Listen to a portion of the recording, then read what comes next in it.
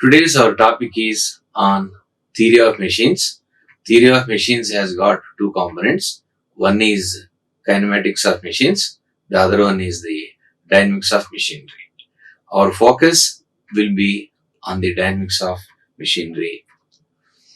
And in that one, today I am going to deal with the static force analysis. This static force analysis is a relation between motion and forces causing. It is an interesting subject and this is generally referred as dynamics. Then here the statics and dynamics will try to make a little bit more explanatory. Analysis analyzes the forces and couples on the members of the machine due to external forces. Static force analysis, this is known as static force analysis. Also analyzes the force and couples due to accelerations of the machine members, which we call it as the dynamic force analysis. Here let me give an example that if we are lifting a load through a crane, the total mass, if you consider as 100 tons, and if the crane hook is having a 30 kgs mass, then definitely the effect of that 30 kgs mass of the crane hook when we are lifting up and down is to be considered as the inertia force, and the 100 tons load which we are going to lift from in a shipyard or a crane, then we consider that as the static force. The analysis of static plus inertia force combines, we call it as the dynamic force analysis. In order to design the parts of a machine or a mechanism for strength, it is necessary to determine the forces and torques acting on individual members. Further, the forces associated with the principal function of the machine are usually known or assumed. Instead of assuming, they will be known. For example, the piston type engine, wherein gas force on the piston is known or assumed, because when the gas pressure is known and the area of cross section of the piston is known, then force is equal to pressure into area, which we consider it as the force, gas force that is coming on the piston. And a quick return mechanism, QRM, we call it as the resisting of the cutting tool is assumed, wherein we call both A and B, where A and B are called the static forces, where gas force that is coming on the piston and resistance that is being offered to the cutting tool, these are all called as the static forces. Some of the examples of other static forces are force energy transmitted, force due to assembly, force due to applied loads, force due to change in temperature, impact forces, spring forces, belt and pulley, and weights of different parts. Weights of different parts means in the previously when I have quoted a crane lifting a container, weights of those container loads will come under the static loads. And whereas force due to assembly, when we consider, definitely a small orientation is when a shaft or a is having an impacted, or when we go with the interference feet, then definitely there is a force that is going to be applied by the component, and the force will create, this is an assembly force. So here we consider as because of the assembly, forces due to assembly, an example what we can consider is the metallic ring on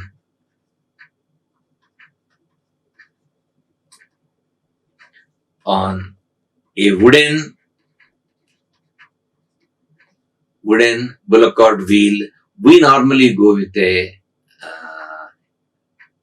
temperature by virtue of shrink fitting, that is nothing but the ring will be heated, and further we will be doing the quenching operation of the ring while assembling the wooden wheel.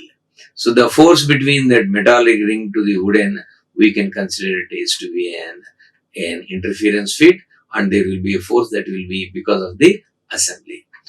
Then forces due to the applied loads, a cutting load that is coming onto the members is a, and forces due to the temperature that is of the thermal nature, impact forces, spring and belt and pulley. When we consider, definitely the slack side and tight side will be there. The loads that will be coming because of the belt and pulley, also we consider them as the tight side and slack side, we consider them as the static forces.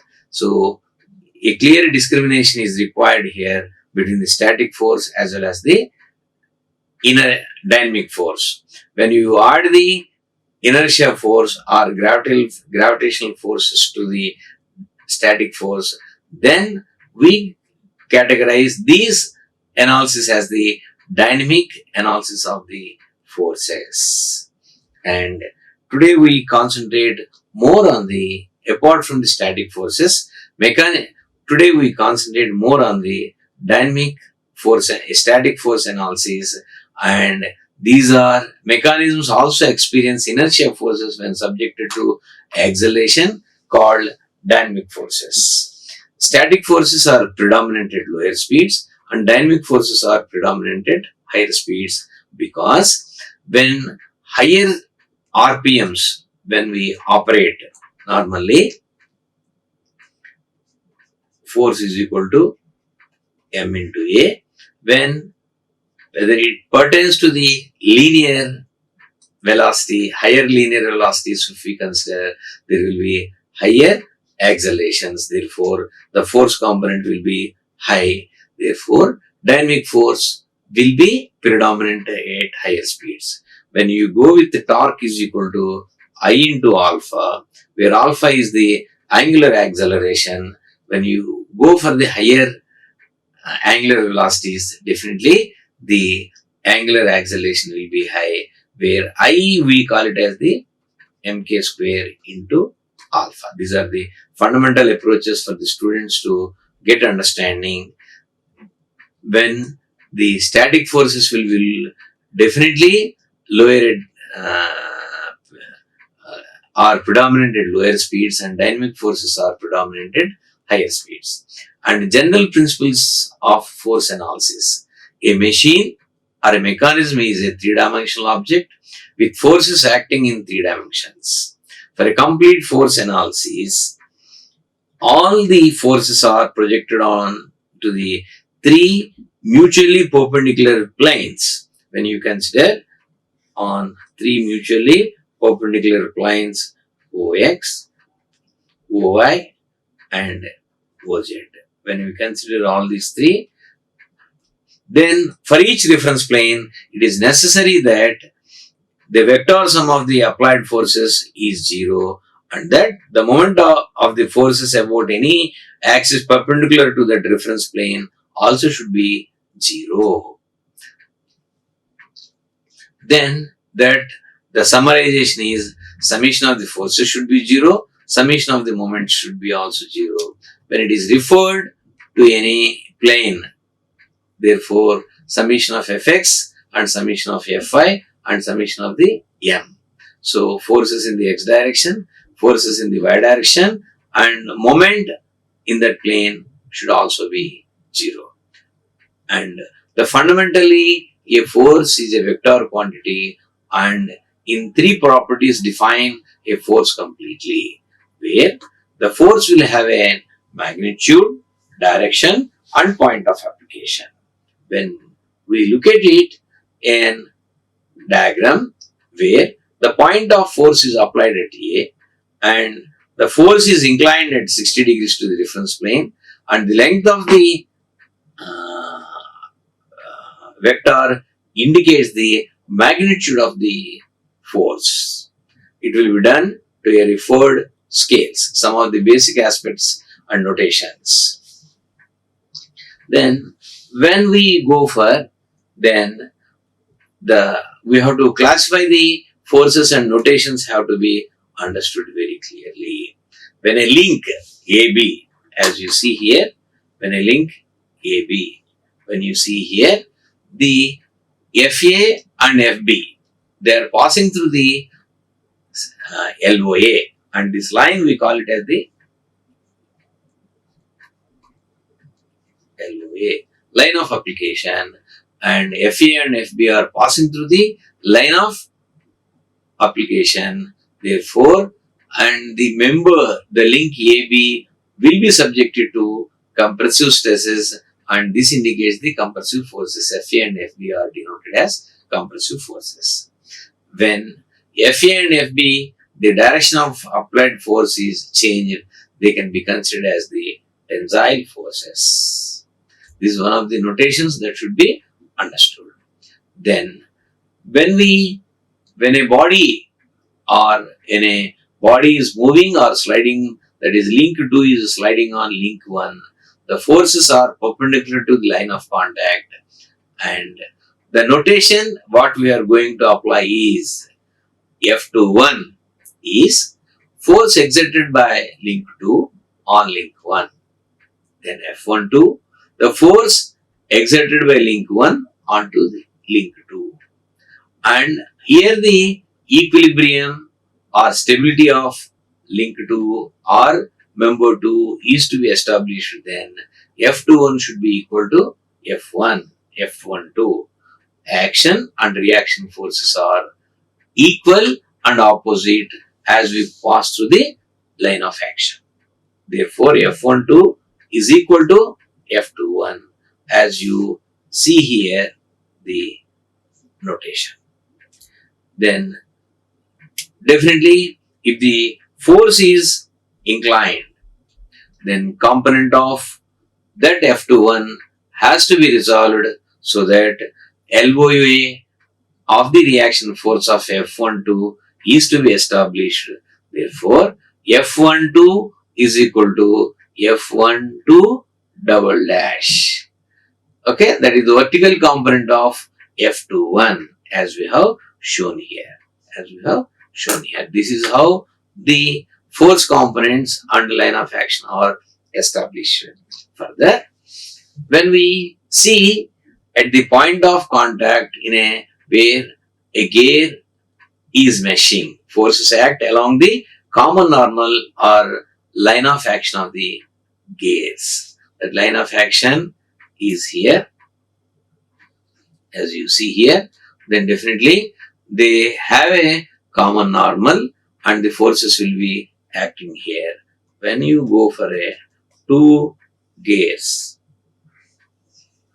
one is pinion and the other one is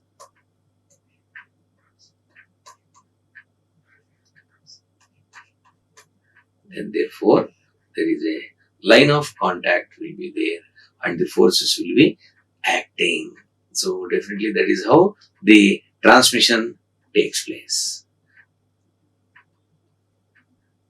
Omega 2 and this is omega 1. And definitely forces pass through the center of the pin. When the force is applied, it passes through the center of the pin. This is the pin and F23 is acting through the center. This is the line of action. Here I think I am giving a marking so that it will be more clear as an explanatory.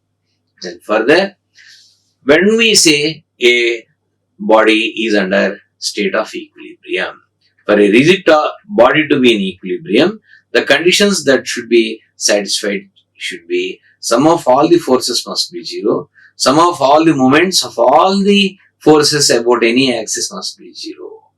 So, summation F should be equal to 0, summation M, F indicates force, M indicates the moments. When we take for a planar system, then summation of the along summation of Tm and summation of My should be equal to 0 and also summation of Tz also should be 0 for a planar system represented by 2D vectors where Fx, Fa, Fz force components along x, y and z axis.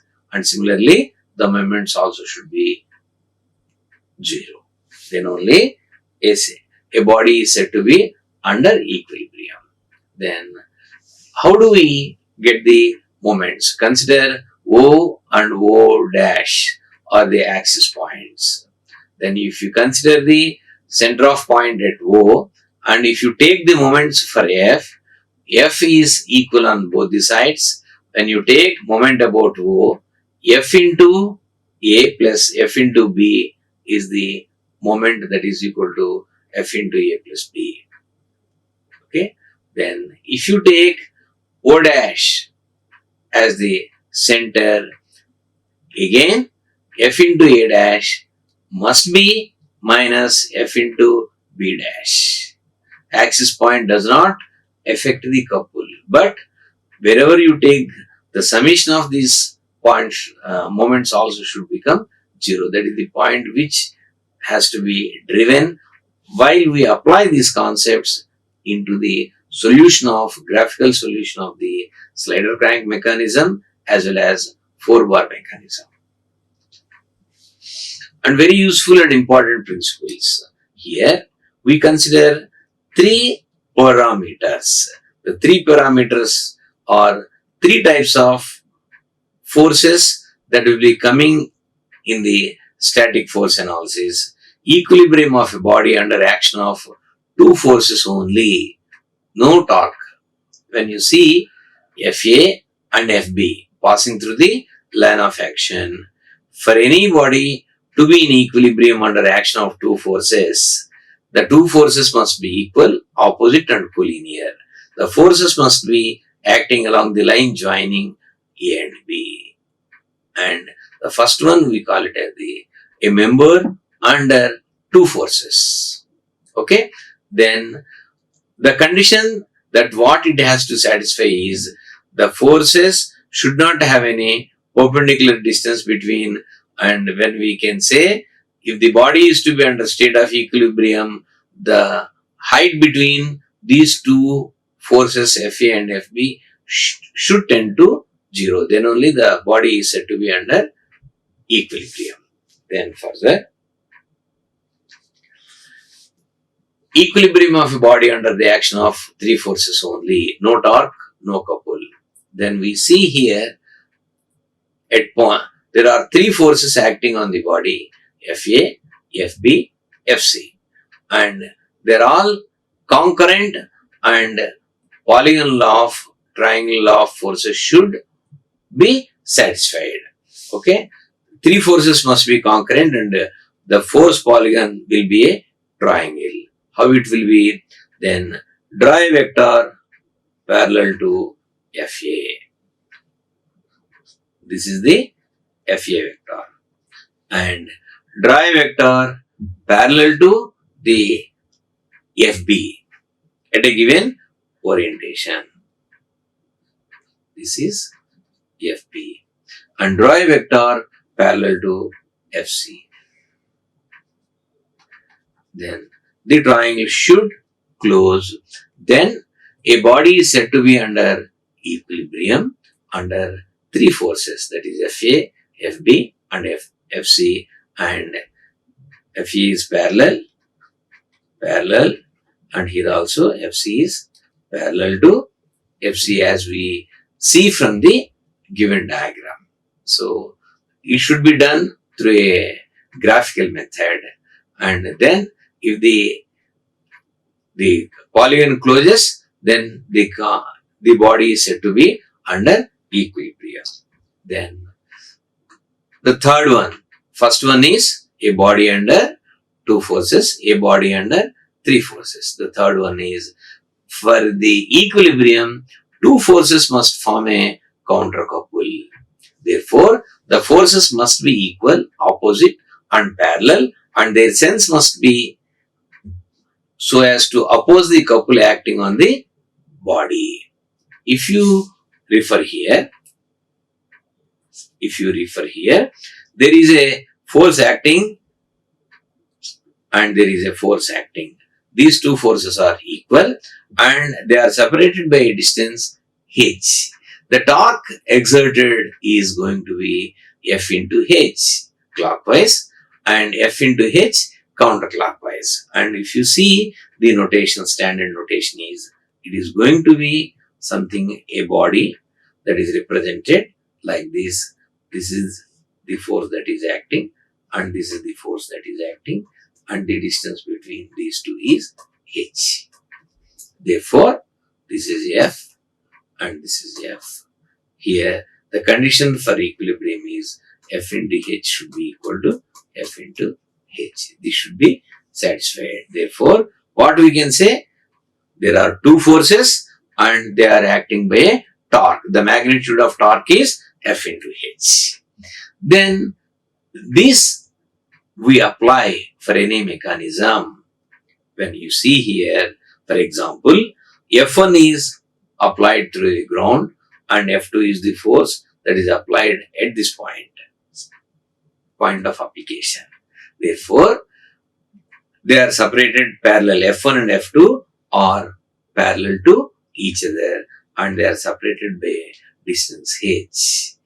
H is equal to perpendicular distance between F and H. Therefore, here the condition that should be satisfied is F1 into H should be equal to F2 into H.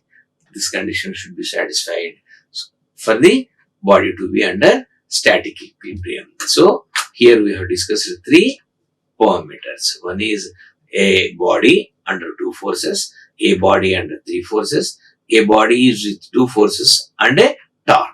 Further, we are going to draw a free body diagram. And what is a free body diagram? The mass is separated from the system and all the forces acting on the mass are represented. Okay. So, we will have a more explanatory problem, and figure shows a slider crank mechanism in which the resultant gas pressure is 8 into 10 to the power of 4 newtons per meter square, acts on the piston of cross-sectional area 0.1. The system is kept in equilibrium as a result of the couple applied to the crank tube through the shaft O2. Determine forces acting on all the links including the pins and the couple on two. Here, the force acting, that component of P, is identified as this P is equal to pressure P into area of the piston. Pressure P is 8 into 10 to the power of 4 into 0.1 is the area. Therefore, the resulting evidence is 8 into 10 cube newtons. That is the component of, that is the force that is acting on the piston. Here, we have to understand while analyzing, this is a slider crank mechanism, while analyzing, it is having 4 links. Link 1, fixed one, crank, connecting rod and slider or piston. Now, while analyzing, we have to categorize them as which link is having 2 forces, which link is having 3 forces, and which link is having 2 forces along with a torque. This identification has to be done here. That I am going to show in the next slide. See, free body diagram when we make for a slider crank mechanism, if you see here, first one is link 4. Please see here. Link 4 is subjected to the 3 forces. That is the external force because of the gas pressure and line of action, and F34 is acting on the link 4, means link 3 is exerting pressure on link 4, and F14, link 1 is exerting pressure on link 4. Okay, so this is which we have identified is a member with 3 forces. Now, if you see the free body diagram for the link 3, this is the connecting rod. If you see the connecting rod, it is subjected to by two forces. That is, if you take a line here, this is the connecting rod, then it is exerting pressure F34 and F32.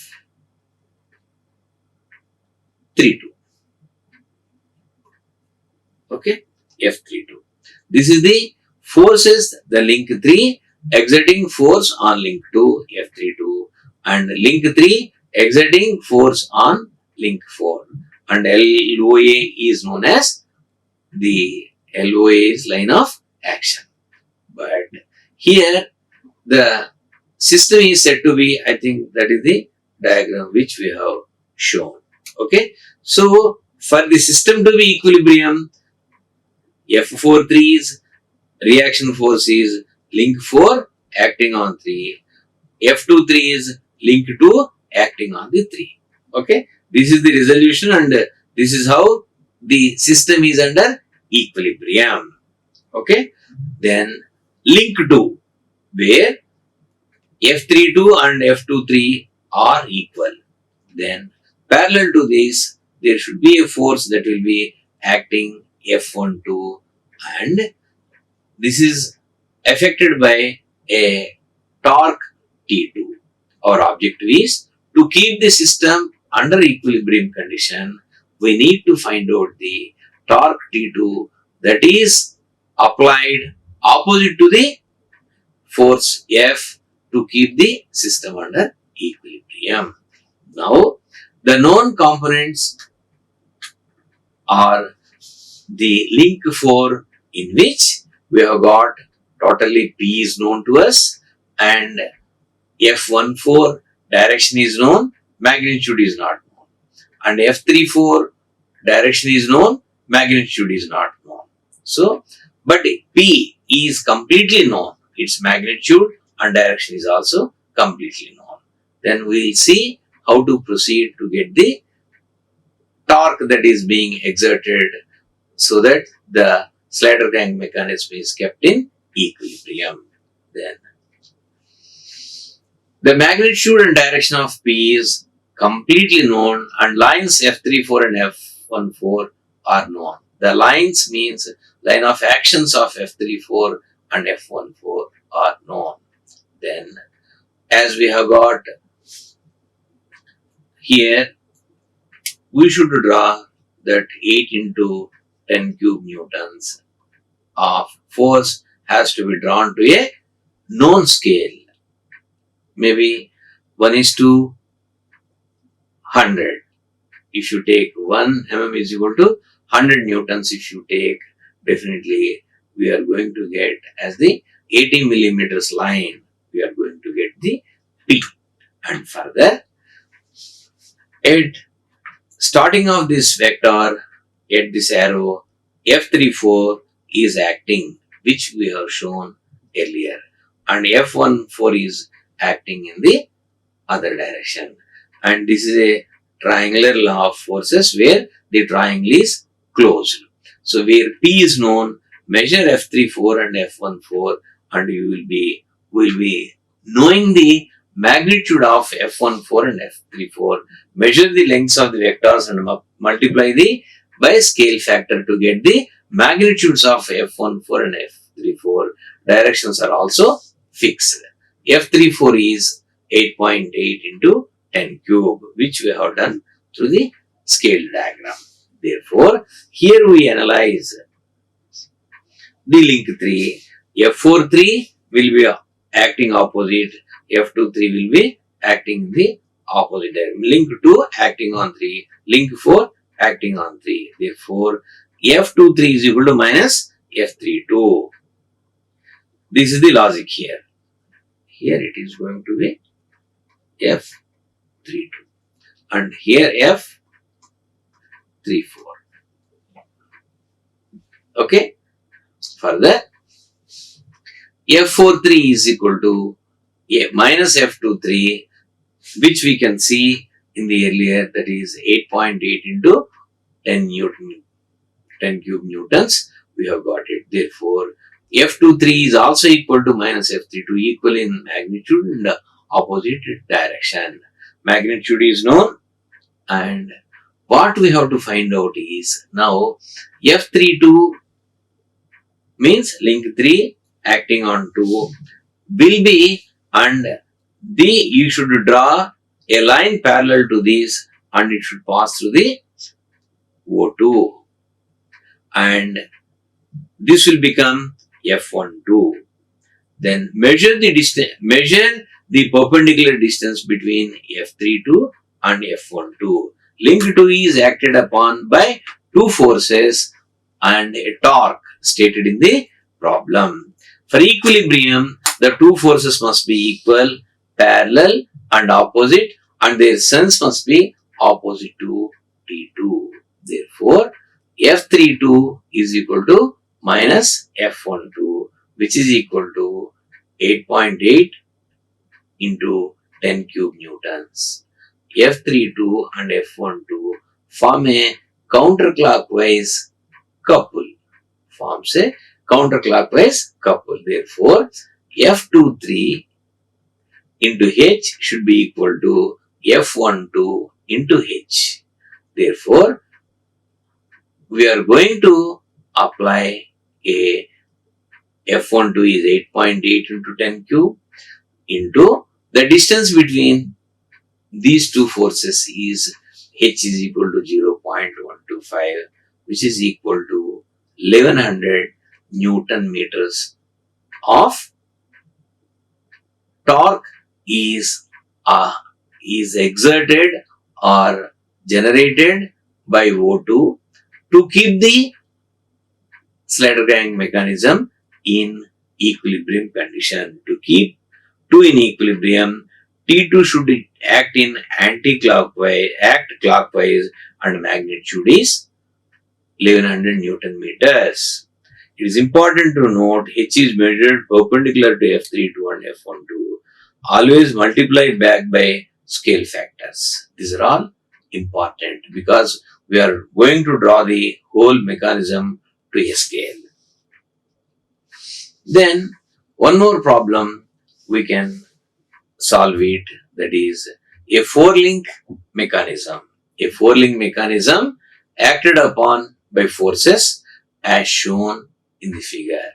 Determine the torque T2 to be applied on link 2 to keep the mechanism in equilibrium, and wherein if you look at it, the dimensions AD, that is the fixed link, is 50 millimeters, and AB crank we can consider as 40 millimeters, and BC, that is the coupler, 100 millimeters, and DC, the point where the FE DC is 75 millimeters, and DE, the point where the FE 80 newtons is applied at an angle of 150 degrees to the horizontal axis. Then the steps to be followed is, first we should draw the free body diagram for the mechanism. To keep the mechanism in equilibrium condition, what should be the torque T2 should be applied to keep the mechanism under equilibrium condition. So now here also we will be seeing link 4 as the member with 3 forces, a member with 3 forces, and link 2 a member with 2 forces, and link 2 is a member with 2 forces along with a torque.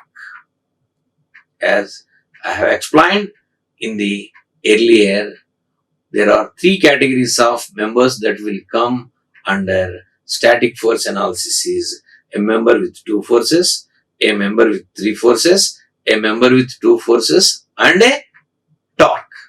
So if you see clearly in this, the link 4 is a member with 3 forces. And further, if we solve them,